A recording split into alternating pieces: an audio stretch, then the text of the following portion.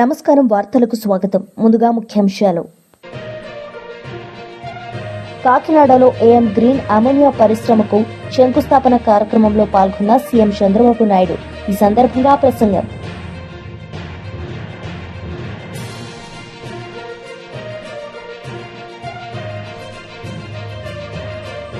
మాజీ మంత్రి కేటీఆర్ మీడియా సమావేశం. పలు అంశాలపై వివరణ.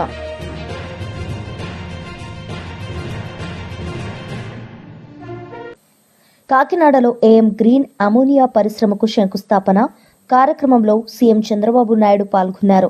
ఈ సందర్భంగా ఆయన మాట్లాడారు. ఒక్కోసారి అందరికీ కోరికలు ఉంటాయి, కానీ కొంతమంది అలాంటి ఆలోచనల్ని ఆచరణలో పెట్టగలిగేవాడు చాలా కొంతమంది. ఒకవేళ పెట్టాలనుకున్నా ఒక్కోసారి కలిసి రావు. కానీ వాళ్ళిద్దరిని చూస్తే డెడ్లీ కాంబినేషన్. ఈరోజు ప్రపంచంలో ఉండే బెస్ట్ కంపెనీస్ అందరితో కొలాబరేషన్ చేసి మనకుండే అవకాశాలు వారికి ఎక్స్ప్లెయిన్ చేసి వాళ్ళని కన్విన్స్ చేసి Petronas I have seen. She is here. I know that country, small country, big thinking, not now, for the last 4 or 5 decades, 5-6 decades. I have seen their road, east coast road, 8-lane road, at that time 2 crore population. India had a population of, at that time, nearly 120 crores, no proper roads. I copied that road. Today we are fortunate. Everywhere, nook and corner, one of the best roads we are having. More than 1,40,000 national highways, world-class roads, second largest connectivity in the world. Alanti, Germany, one of the best technology.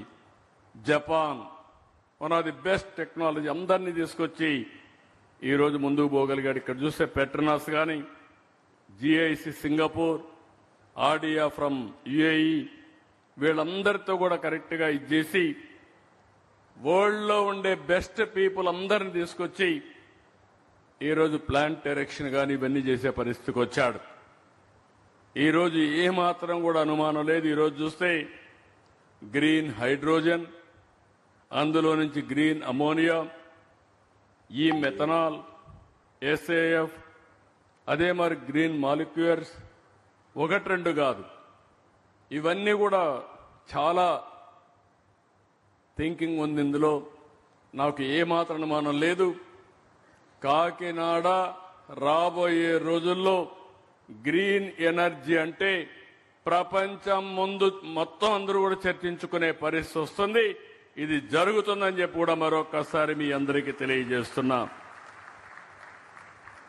ఈరోజు ఇప్పటికే AM green జర్మనీకి చెందిన యూనిపెర్ ఎస్సీతో ఒప్పందం చేసుకోవడం శుభ పరిణామం. 2030కి 27, 28, 30 3 mile stones పెట్టుకొని ముందుకు పోతున్నారు. ఎందుకంటే అందరం మాట్లాడుతున్నాం డీకార్బనైజేషన్ చేయాలని అందరం మాట్లాడుతున్నాం. కానీ ఒక మాటలో చెప్పాలంటే యూరోప్ అయితే అందరికంటే ఒక అడుగు ముందుకొచ్చే పరిస్థితికి వచ్చారు. ఈరోజు ఇంకో పక్క ఎలక్ట్రోలైజర్స్, ఇక్కడ ఇంకొక అడుగు ముందుకేశారు. కాకినాడలోనే 2 గిగావాట్ల ఎలక్ట్రోలైజర్స్ తయారు చేయడానికి ఒక 2,000 కోట్ల రూపాయలు ఖర్చు పెడుతున్నారు. ఇది కూడా ఒక మేజర్ బ్రేక్ త్రూ అని చెప్పి కూడా నేను మీకు తెలియజేస్తున్నా. ఓసారి మేము పబ్లిక్ పాలసీలు తీసుకొస్తాం, దాన్ని వాడుకునే నాయకత్వం కూడా కావాల్సిన అవసరం ఉంది. నేను AP integrated clean energy policy 2024 తీసుకొచ్చాను. ఇప్పటికి కూడా దేశంలోనే బెస్ట్ పాలసీ.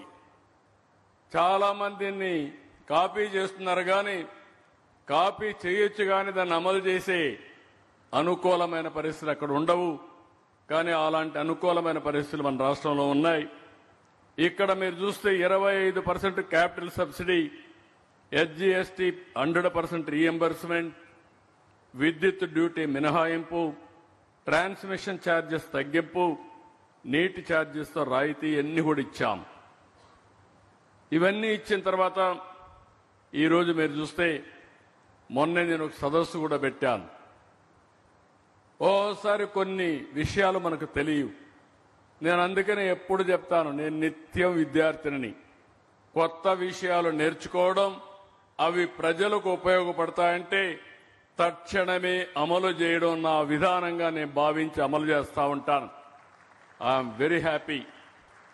ఒక మాటలో చెప్పాలంటే నేను కానీ మా మిత్రుడు పవన్ కళ్యాణ్ గారు కానీ బీజేపీని మీరు చూస్తే మాలో ఒక ఆలోచన వస్తే ఇంకా దాన్ని ముందుకు తీసుకుపోవడంలో ఒక్క నిమిషం కూడా టైం వేస్ట్ చేయకుండా ముందుకు పోతా ఉంటాం. మన ప్రధానమంత్రి గారిని మీరు ఒక్కసారి ఆలోచిస్తే 2047 Aryavysya corporation chairman Dundi Rakesh media సమావేశం నిర్వహించారు. ఈ సందర్భంగా ఆయన మాట్లాడారు. జరిగింది. మేనిఫెస్టోలో పెట్టడమే కాకుండా మొదటి సంవత్సరమే కూటమి ప్రభుత్వం ఏర్పడిన తర్వాత ఆ కార్యక్రమాన్ని టేకాఫ్ చేసి స్వయంగా ముఖ్యమంత్రి నారా చంద్రబాబు నాయుడు గారే ఏ విధంగా అయితే తిరుపతిలో తిరుమతి వెంకన్న స్వామికి పట్టు వస్త్రాలు సమర్పిస్తారో, ఎలాగైతే కనకదుర్గమ్మ వారికి విజయవాడలోని కనకదుర్గమ్మ వారికి పట్టు వస్త్రాలు సమర్పిస్తారో, ఏ విధంగా అయితే శ్రీశైలం మల్లన్న స్వామికి పట్టు వస్త్రాలు సమర్పిస్తారో, అలాగే కన్యకా పరమేశ్వరి అమ్మవారికి కూడా స్వయంగా పెనుగొండ వచ్చి అమ్మవారి ఆత్మార్పణ దినోత్సవాన్ని అధికారికంగా ప్రకటింపజేసి స్వయంగా మన ప్రీతమ నేత ముఖ్యమంత్రి నారా చంద్రబాబు నాయుడు గారే పట్టు వస్త్రాలు సమర్పించిన సంగతి మీ అందరికీ తెలిసిందే. మరి అంతే దాని కొనసాగింపుగా ఏదైతే ఆర్యవైశ్యుల కోరిక మేరకు అనాదిగా దశాబ్దాల కాలం నుంచి పెండింగ్ ఉంది కోరిక, మా అందరికీ గౌరవం రావాలంటే ఏదైతే వాసవి కన్యకా పరమేశ్వర అమ్మవారి ఆత్మార్పణ దినోత్సవాన్ని అధికారికంగా చేస్తే అమ్మవారికి గౌరవం వస్తే మా అందరికీ గౌరవం వచ్చినట్టుగానే మేమందరం కూడా భావించేవాళ్ళం. అటువంటిది గతంలో అనేక మంత్రిగా పనిచేసినా కూడా ఇదే డిపార్ట్మెంట్ అతని కింద ఉన్నా కూడా కనీసం ఏమీ చేయలేకపోయాడు. మరి ఇప్పుడు ముఖ్యమంత్రి గారు మా కోరికను మన్నించి దాన్ని రాష్ట్ర పండగగా తీర్చిదిద్దడం జరిగింది. మీరు కనుక చూసుకున్నట్టయితే స్టేట్ ఫెస్టివల్స్ జిఏడి డిపార్ట్మెంట్ వాళ్ళు ఇచ్చిన జీవో నెంబర్ 15 చూసుకోవచ్చు. ఈ జీవో నెంబర్ 15లో రాష్ట్ర వ్యాప్తంగా 25 స్టేట్ ఫెస్టివల్స్గా డిక్లేర్ చేయడం జరిగింది. 24 కార్యక్రమాలని డిసైడ్ చేస్తే రాష్ట్ర ప్రభుత్వం, ఇందులో 3 కార్యక్రమాలు మాకు సంబంధించిన కార్యక్రమాలుగా ఉంటాం. చాలా ఆనందదాయకం. ఇది ఆర్యవైశ్యులు అందరూ కూడా సగౌరవంగా గర్వించదగ్గ విషయం. ఎందుకనంటే ఈరోజు అమ్మవారి ఆత్మార్పణ దినోత్సవాన్ని రాష్ట్ర పండగల లిస్టులో చేర్చడం జరిగింది. ఏదైతే ఈ నెల 20వ తారీఖు జరగబోతున్న ఆత్మార్పణ దినోత్సవాన్ని రాష్ట్ర ప్రభుత్వ అధికారులు యంత్రాంగం అంతా కూడా అధికారిక కార్యక్రమంలాగా ఎలా అయితే సంక్రాంతిని మనం అంగరంగ వైభవంగా చేశామో అదే విధంగా మళ్ళీ ఈ కార్యక్రమాన్ని ముందుకు తీసుకెళ్లబోతా ఉన్నాం. దీనిలో గుడి ఎవరైతే ఉన్నాయో ప్రతి మండలంలో గ్రామంలో ఎక్కడైతే కన్యకా పరమేశ్వర అమ్మవారి దేవాలయాలు ఉన్నాయో ఆ దేవాలయాలన్నీ కూడా ఈ పండక్కి సంసిద్ధం కావాల్సిందిగా మేము కోరుతా ఉన్నాం. కూటమి ప్రభుత్వం ఏ విధంగా అయితే ఆర్యవైశ్యులకు పెద్దపీట వేసిందో ఈ జీవోనే నిదర్శనం, రేపు జరగబోయే పండగే నిదర్శనం అన్న సంగతి కూడా నేను చాలా క్లియర్గా మెన్షన్ చేస్తా ఉన్నా. మరి అదేవిధంగా అమరజీవి పొట్టి శ్రీరాములు గారు, ఆయన త్యాగం ఎప్పుడూ మరవలేంది. తెలుగు ప్రజల అభ్యున్నత కోసం, తెలుగు ప్రజల గౌరవం కోసం తన ప్రాణత్యాగం చేసిన వ్యక్తి. అటువంటి అమరజీవి పొట్టి శ్రీరాములు గారికి ఒక గొప్ప స్మృతివనం కట్టాలని మేము ముఖ్యమంత్రి గారిని అడిగితే సహృదయంతో ఏదైతే అమరజీవి పొట్టి శ్రీరాములు గారి అభిమానులందరి చేత ఏర్పాటు చేయబడిన అమరజీవి పొట్టి శ్రీరాములు మెమోరియల్ ట్రస్ట్కి అమరావతి నడిబొడ్డున 6.8 ఎకరాలు కేటాయించిన సంగతి మీ అందరికీ తెలిసిందే. 125వ జయంతి